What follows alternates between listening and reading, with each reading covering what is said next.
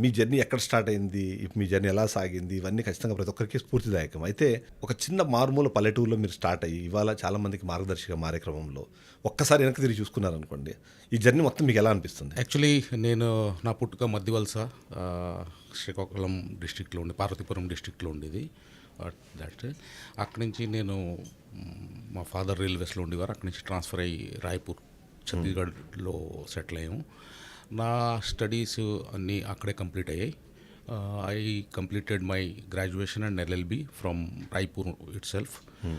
Studies complete అయిన వెంటనే obviously మనం చాలా కింద నుంచి వచ్చాం కనుక ఆపర్చునిటీస్ కంటిన్యూస్గా ఆపర్చునిటీస్ని వెతుక్కునే వాళ్ళవి. ఆ టైంలో కంప్యూటరైజేషన్ అన్నది చాలా హాట్ టాపిక్ అనమాట.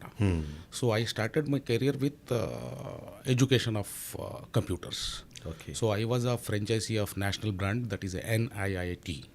So I was a franchisee and all together ఒక 91 నుంచి 98 దాకా నేను ఒక 2000 స్టూడెంట్స్కి ఎడ్యుకేట్ చేసాం కంప్యూటర్స్లో. ఓకే.